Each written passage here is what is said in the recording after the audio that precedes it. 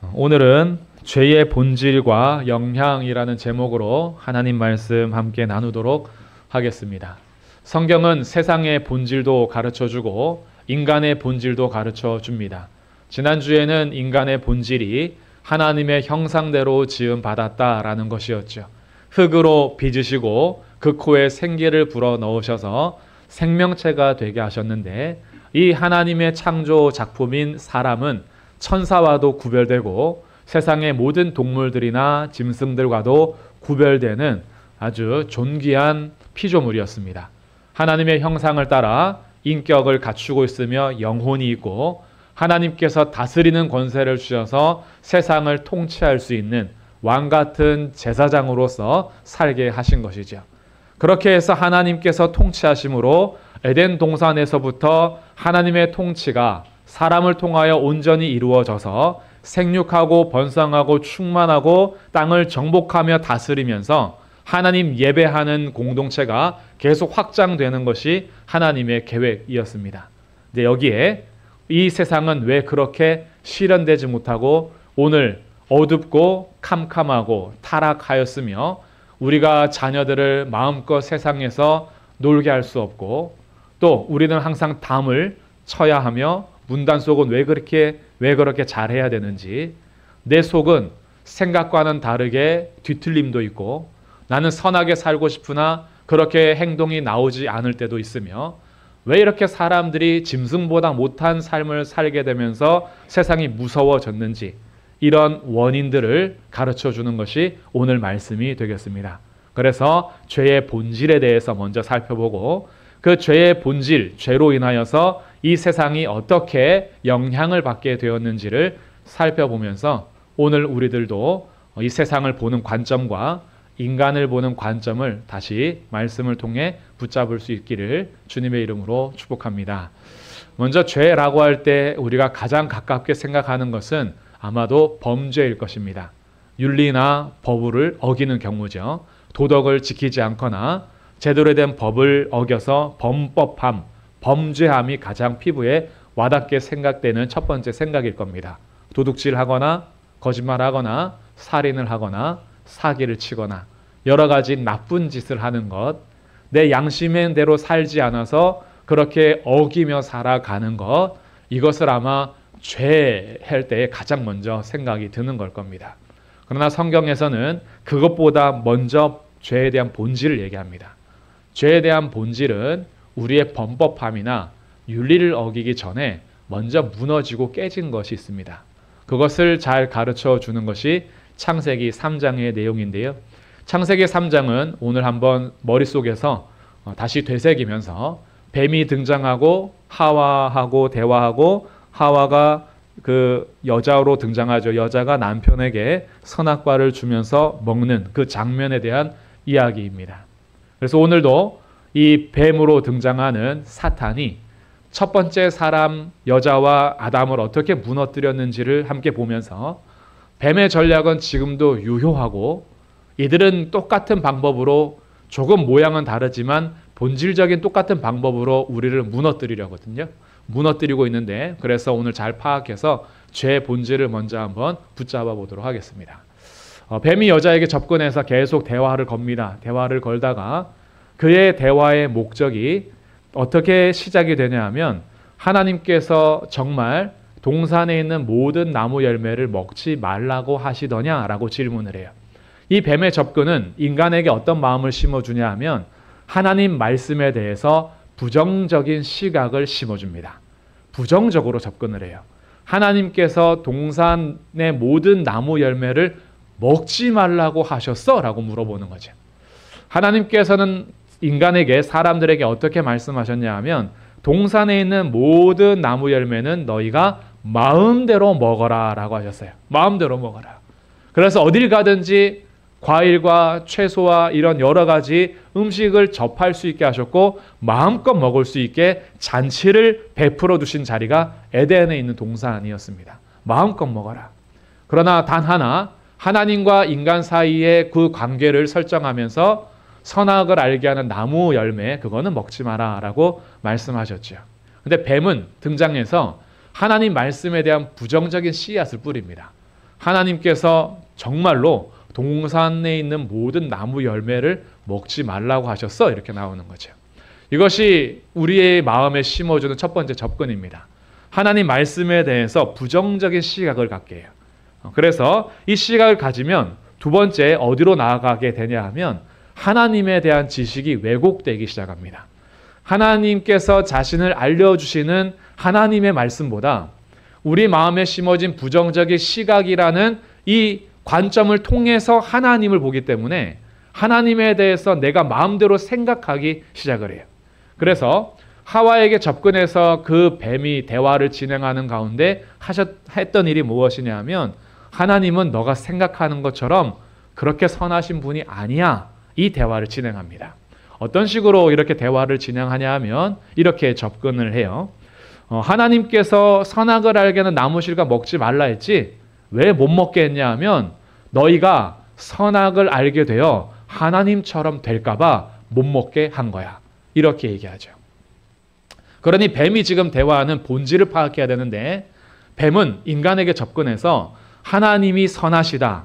하나님께서 명령하신 것은 다 나를 위함이고 하나님께서 우리에게 베풀어 주신 것은 좋은 것이고 하나님께서 우리를 가장 좋은 길로 인도하시고 생명을 주시는 분이야 라고 하나님이 가르쳐 준 대로 배워야 되는데 뱀이 거기 딴지를 거는 거예요. 너희에게 그것을 먹지 못하게 한 것은 너희가 하나님처럼 될까 봐. 그래서 못 먹게 한 거야. 여기에는 하나님이 인간이 자기처럼 될까 봐 막으시는 그 하나님으로 소개를 하는 거예요. 하나님은 절대 너희들을 가장 높은 존재로 더 발전해 가는 것을 원하지 않으셔. 너희들을 그냥 발 아래 두고 사람으로 살아가게 하면서 하나님처럼 못되게 하려고 하나님이 못되게 하려고 선악을 알게 하는 나무 열매 먹지 말라고 한 거야. 그런데 저 열매를 먹으면 너네들 하나님처럼 된다 라고 얘기한 거죠. 그 대화를 진행하면서 여자가 생각하는 거죠. 아, 하나님이 이 열매를 못 먹게 한 이유가 나를 위한 것이 아니라 하나님 자기를 위한 거였구나. 우리가 하나님처럼 될까 봐 막으시는 거였어. 그러면서 그 나무 열매를 보니까 얼마나 지혜롭게 할 만큼 탐스러운지요. 하나님에 대한 지식이 왜곡되면 하나님께서 명하신 모든 것들이 부정적으로 보이게 되고 결국 거기에 결정타를 뱀이 날립니다. 그 나무 열매 먹으면 죽는다 했는데 절대 안 죽어. 하나님 말씀에 대해서 반대되는 의견을 제시하고 사람들에게 선택의 길을 열어줍니다. 하나님 말씀 따라서 계속 그렇게 살래? 내 말 듣고 하나님처럼 될래? 그거 하나님이 먹으면 죽는다고 협박했는데 절대 안 죽어. 결코 죽지 않는다. 그럼 이제 결정해야 되죠. 여러분이 하와라고 하신다면 어떻게 하시겠습니까? 제가 만약에 하와였다면 뱀탕을 끓여 먹었을 것 같습니다. 그 여자와 그 남자가 그 동산 중앙에 같이 대화가 진행되는 중에 있어요. 여자하고 뱀하고 대화가 되지만 남편이 옆에 있었거든요. 하나님께서는 사람에게 말씀으로 동물을 다스리게 하셨고 그 다음에 아담에게는 하나님 말씀으로 아내를 보호할 수 있게 그렇게 지으셨어요. 남편이 아내를 보호하지 않습니다. 하나님의 말씀으로부터 멀어지고 있는데 남편이 옆에서 아무것도 하지 않아요. 그리고 여자가 모든 지, 정, 의가 뱀의 말에 솔깃해서 지식이 왜곡되고 있고 마음이 상하고 있어요. 하나님이 좋은 분 아니었구나. 나 못하게 하는 거구나. 라고 마음이 멀어지고 있어요. 이제 의지적 결단 남았습니다. 이것을 먹을 것인가 말 것인가. 남편이 거기에 아무 일도 하지 않아요. 하나님 말씀으로 통치해야 될 에덴 동산에서 하나님의 형상들이 무너져가는 과정입니다. 여자가 먹었습니다. 남편에게도 주매 남편도 먹었습니다. 이것이 죄의 시작이에요. 그래서 죄의 본질이 무엇이냐라고 하면 죄는 단지 윤리적인 어떤 넘어섬이나 아니면 법에 대한 범법함이 아니라 죄의 본질은 하나님을 반역하는 겁니다. 죄의 본질은 하나님의 말씀에 불순종하여 내가 스스로 하나님이 되겠다라고 결정하는 그 출발이 죄의 본질입니다. 이 일이 과연 에덴 동산에서만 일어나는 일이냐? 그렇지 않습니다. 오늘날 우리들도 여전히 이 똑같은 죄의 선상에서 있는데 뱀의 말은 우리를 계속해서 이렇게 속입니다. 하나님 종으로 살지 마. 인생의 주인은 너니까 너가 결정하고 너가 판단해서 사는 거야. 선악의 기준이 하나님께 있는 것이 아니라 너희에게 달려 있는 거야. 왜 하나님이 선하다고 하는 것이 선하고 하나님이 악하다고 하는 것이 악하다고 생각하느냐? 너가 볼 때에 좋은 게 좋은 거고 너가 볼 때 싫은 게 싫은 거야. 선악의 기준을 너가 가져가 라는 것이 본질이라는 거예요. 그래서 하나님이 되고자 하는 그런 인간의 욕망, 하나님이 내 왕이 되셔야 되는데 하나님을 왕의 자리에서 끌어내리고 내가 그 하나님의 자리에 올라가서 하나님도 내가 판단하죠. 하나님 이 말씀은 선한 것 같습니다. 이 말씀은 좀 아니네요. 하나님 이러시면 난 하나님을 믿지 않겠습니다. 하나님이 이런 분이라면 전 거절하겠습니다. 하나님을 판단하는 자리에 우리가 올라가 있죠. 이게 에덴 동산에서부터 시작된 인간의 반역입니다. 인간의 반역으로 인해서 나타나는 영향들은 우리가 지금까지 세상을 보는 비참함과 어둠이 짙어져 가는 거예요. 원래 하나님 세상의 창조는 그러지 않았습니다. 세상이 무너지고 어두워지는 것은 죄 때문에 그런 거예요. 하나님을 하나님의 자리에서 끌어내리고 내가 그 자리에 올라갔을 때 하나님으로서 내가 경배받을 줄 알았죠. 그런데 현실은 어떤지 아십니까? 우리 22절 말씀 보시면 오늘 읽었던 로마서 1장 22절과 23절입니다. 스스로 지혜 있다 하나 어리석게 되어 썩어지지 아니하는 하나님의 영광을 썩어질 사람과 새와 짐승과 기어다니는 동물 모양의 우상으로 바꾸었느니라. 하나님을 끌어내리고 내가 하나님 되면 내가 경배를 받는 왕이 될 줄 알았죠. 근데 인간의 현실은 어떻죠? 사람들은요, 내일에 대한 두려움, 불안, 초조함, 내 인생에 대한 공허함, 내가 어떻게 해야 될지 몰라서 망설이는 내 삶에 여러 가지 일들로 인해서 우리들은 다른 것들을 붙잡습니다. 별들을 섬기거나 해를 섬기거나 달을 섬기거나 날짜를 보면서 생년월일로 사주팔자를 보거나 궁합을 보거나 오늘의 운세에 매이거나 소를 섬기거나 곰을 섬기거나 아니면은 곤충들까지 섬기는 이 땅의 우상들이 그렇게나 많아졌어요. 하나님은 피조물을 다스릴게 하셨는데 하나님의 자리에 올라가 버리니까 다스려야 할 피조물을 섬기고 있는 겁니다. 거기에서 빌고 있는 거예요. 나무에 빌고 있습니다. 돌에다가 빌고 있어요. 바위에다가 빌고 있는 거예요. 웅장한 산 앞에서 산의 기운을 받아서 우리가 존재하는 것처럼 강물에다가 빌고 있고요. 내 생명의 근원과 미래가 거기에 달려있는 것처럼 우리 모든 별자리 이런 것에 매여서 살게 된 거예요. 하나님이 다스리라고 명령한 이 피조세계를 다스리는 것이 아니라 오히려 다스림을 받으며 살고 있어요. 하나님을 버려버리니까 이게 뒤죽박죽이 된 겁니다. 혼돈하고 공허하며 흑암이 깊음 위에 있을 때 하나님께서는 말씀으로 질서를 창조하시고 생명을 공급하셔서 공허한 땅을 온전히 생명체로 세우셨는데 그 다스림을 할 수 있는 사람이 무너지니까 세상이 완전히 어그러져서요. 사람은 모든 피조물을 오히려 우상화하고 있습니다. 더군다나 사람은 서로를 사랑하게 했어요. 사람과 사람 사이는 아름답게 벌거벗었으나 부끄럽지 않은 모습으로 서로를 인정하고 사랑하는, 부부는 둘이 한 몸이 되어서 자녀를 낳을 수 있는 가정을 이루어가는 그 아름다운 관계가 서로 원수지간이 되어가기 시작합니다. 손가락질하고 네 탓이라고 그러고 조상 탓이라고 그러며 모든 것을 탓하는 삶이 시작이 되는 거예요. 내 마음이 무너지니까 뭔가는 하나 잡아야 되는데 그 잡을 핑계거리를 찾는 거죠. 내 인생이 이렇게 된 거는 조상 탓이라는 거예요. 아빠 엄마 잘못이라는 거죠. 내 인생이 이렇게 된 거는 당신 때문이라는 거예요. 내 인생의 무너짐을 다 사람들에게 전가를 하거나 탓하거나 아니면 세상 속에서 사람들을 내 발 아래 두려고 합니다. 공부 열심히 하는 것, 기술을 갖는 것, 내가 높아지는 것, 다른 사람들 밑에서 종로로 타기보다는 내가 부리는 것이 나니까. 내가 위에서 다른 사람들 부리는 위치를 원하지 누군가의 명령을 받는 것이 싫은 거예요. 그러니까 우리는 계속 높은 곳으로 올라가고 싶습니다. 누가 나한테 명령하는 건 정말 싫은 거예요. 지긋지긋한 거죠. 왜? 내가 하나님이 되어야 하는데 누가 나한테 명령하냐는 거예요. 그래서 나는 어떻게 해서든지 높은 자리에 올라가 사람들이 사랑의 대상이 아니라 나를 위해 존재해야 되는 세상에서. 그래서 계속해서 높은 자리에 올라가면 아랫사람들을 사람으로 안 보게 됩니다. 아랫사람들은 다른 거예요. 우리나라가 얼마 전까지만 해도요, 계급 사회이지 않았습니까? 양반과 그냥 백정들, 상놈들 이렇게 나눠졌어요. 감히 한 상에서 밥도 못 먹었습니다. 남자 여자도 상을 따로 했어야 되고요. 자기의 존재는 존귀하고 저들은 천하다는 거예요.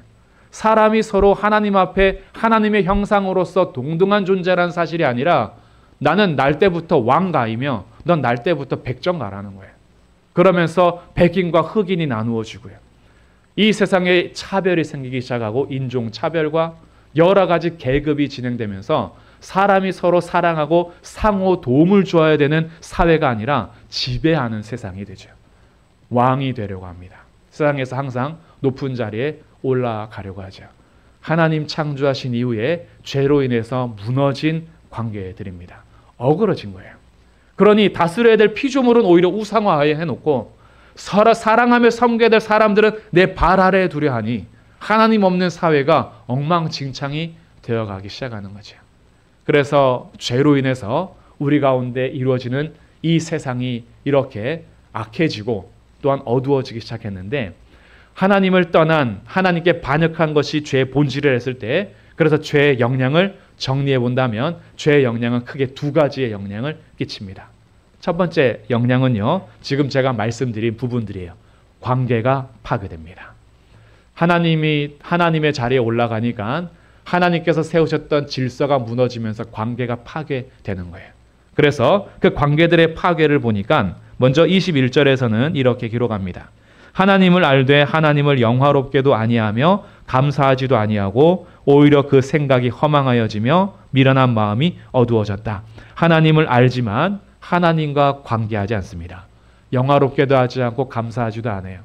죄의 본성은 하나님 앞에 예배하고 감사하는 것을 싫어합니다. 죄는 하나님 섬기는 것 자체를 거부해요. 그렇기 때문에 하나님과의 관계가 무너집니다. 그리고 사람과의 관계도 무너지는데 24절에 보니까요. 그러므로 하나님께서 그들을 마음의 정욕대로 더러움에 내버려 두사 그들의 몸을 서로 욕되게 하게 하셨으니 이는 그들이 하나님의 진리를 거짓 것으로 바꾸어 피조물을 조물주보다 더 경배하고 섬기기 때문이다. 하나님보다 피조물을 섬기니까요. 사람들과의 관계 속에서도요. 마음을 무너진 대로 살게 하는 거예요. 그러니까 사람들과의 관계가 파괴되기 시작합니다. 사람들이 순리대로 쓰는 것을 그렇게 받아들이지 않아요. 순리대로 사는 것을 바보처럼 여깁니다. 어렸을 때부터 부모님의 말씀에 순종하면요. 그것이 바보처럼 보여요.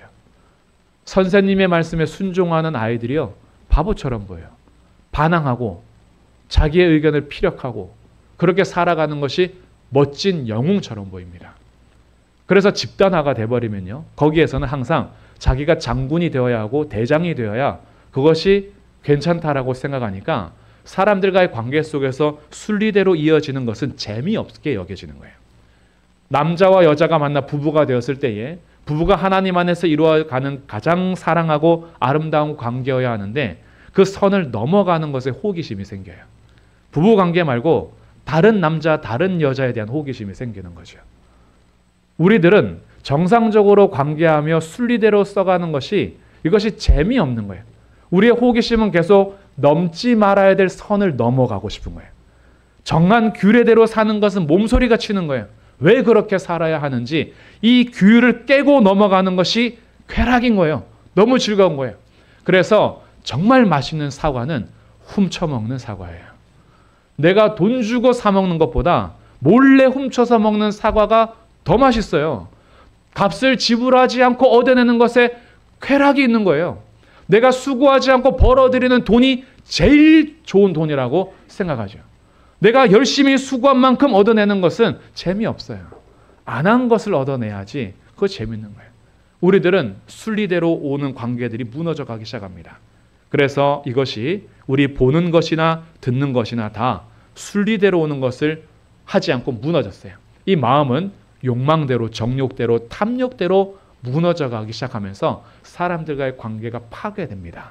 그러면서 자연도 헤쳐가기 시작하고 돌보지 않습니다. 그리고 우리의 의지적인 타락도 28절에 보니까요. 또한 그들이 마음에 하나님 두기를 싫어하며 하나님께서 그들을 그 상실한 마음대로 내버려 두셨다. 그래서 그들이 살아가는 삶의 모든 방식이요, 모든 불의, 추악, 탐욕, 악의가 가득하며 시기, 살인, 분쟁, 사기, 악독이 가득하며 수군수군하며 비방하며 미워하고 능욕하고 교만하고 자랑하고 악을 도모하며 부모를 거역하며 우매하고 배약하고 무정하며 무자비하다. 이렇게 관계가 깨지기 시작한 거예요. 완전히 무너졌습니다.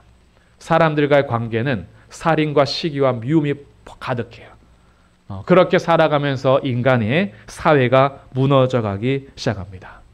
그래서 하나님과의 관계도 파괴되고 사람과의 관계도 파괴되고 자연과의 관계도 파괴되면서 돌보아야 할 이 세상을 정결하게 가꾸지 않고 우리의 이기적 욕심에 따라서 자연을 파괴해가기 시작하죠. 그리고 자기 자신도 무너집니다. 자기 자신도요, 계속해서 온전히 자기를 받아들이질 못해요.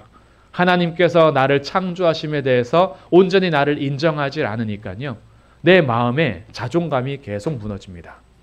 하나님 앞에서 나를 찾지 못해요.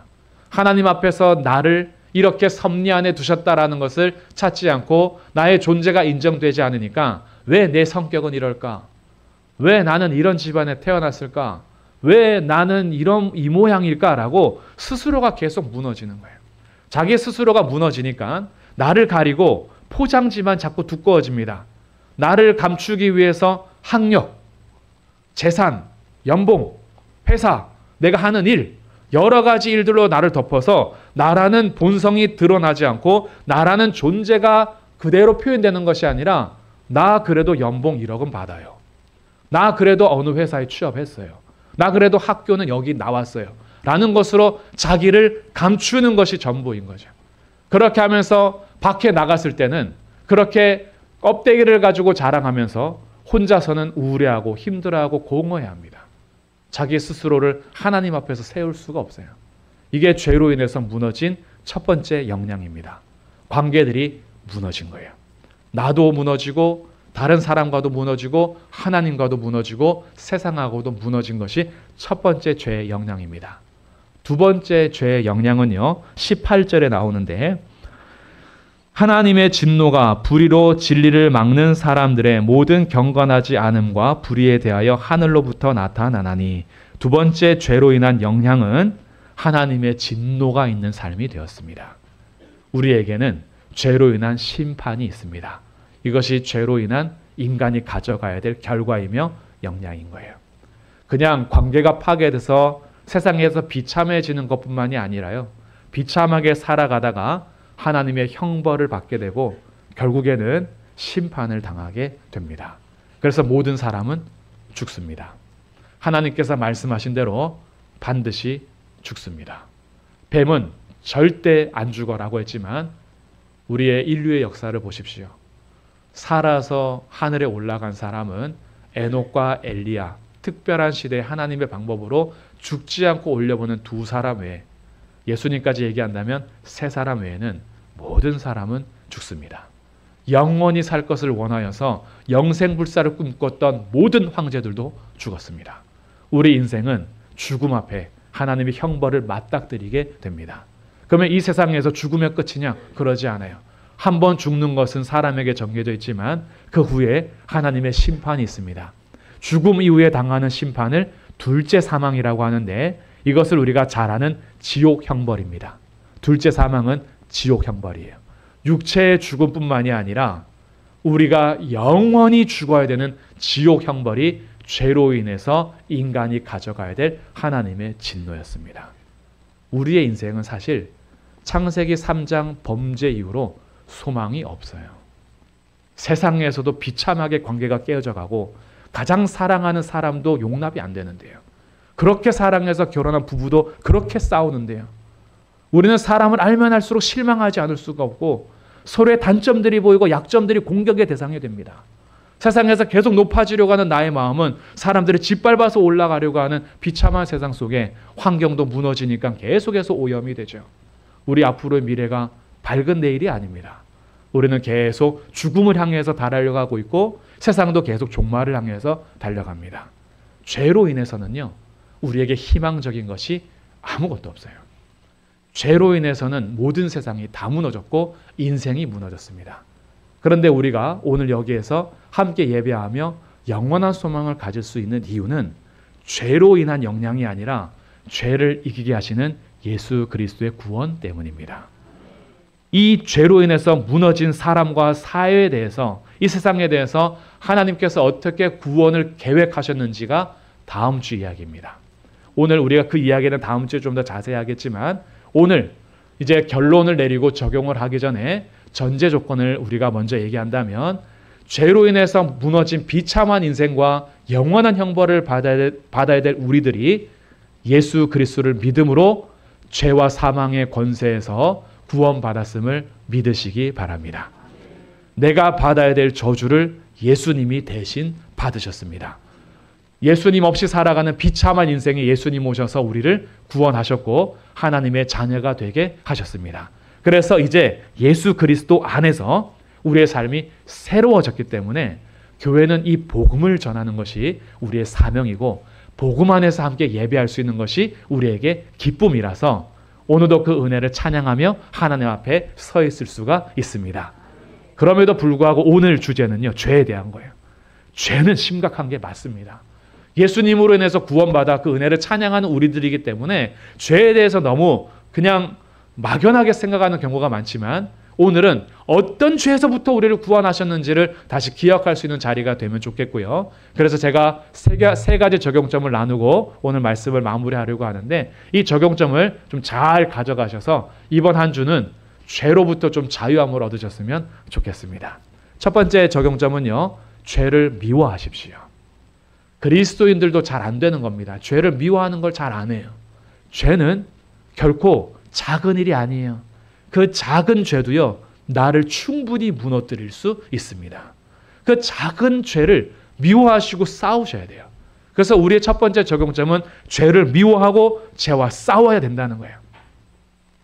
죄를 미워하고 죄를 싸워야 된다는 것이 무엇인지는 두 번째, 세 번째 말씀드리고 종합적으로 말씀드리겠습니다. 두 번째 적용점은요, 기준을 세워야 됩니다. 죄와 싸우기 위해서는 기준이 있어야 되겠죠. 내 기준이 무엇이냐에 따라서 그것이 죄인지 아닌지가 밝혀지니까요.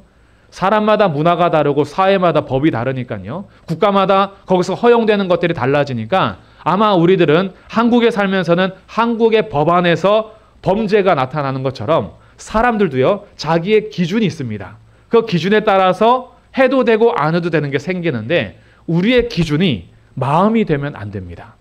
우리의 기준은 하나님의 말씀입니다. 이것이 두 번째 적용점이에요. 죄에 대해서 싸우기 위해서는 기준이 중요한데, 기준은 내 마음이 아닙니다. 우리의 마음은 심히 부패했어요. 세상보다 부패하고 세상보다 속이는 것이 우리의 마음입니다. 최고의 사기꾼은요, 여러분의 마음에 있어요.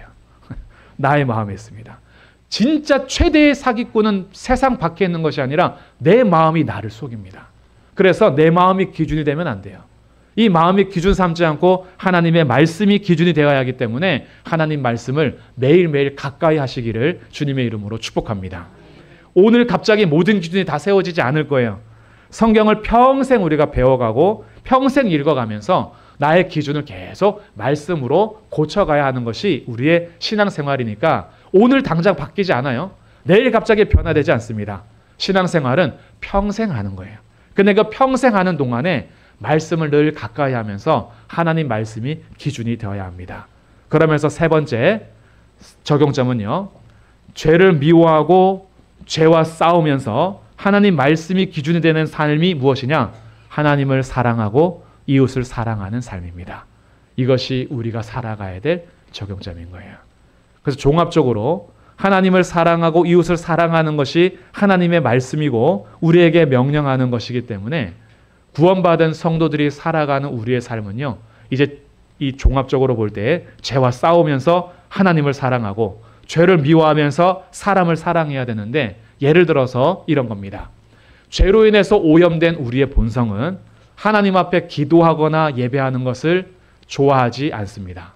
그래서 내 마음은요, 예배 드리는 것이 기쁘게 드릴 때도 있지만 예배 드리는 것 자체를 싫어하는 마음이 생길 때가 있어요. 그때 속으면 돼야 안 돼요? 우리 이렇게 생각합니다. 오늘은 내 마음이 예배할 마음이 아니네. 예배할 마음이 아닌데 교회 가면 뭐해? 가서 인상이나 푹팍 쓰고 있지. 그럴 바에야 마음이 좀 예배 드리고 싶을 때 가서 예배하자.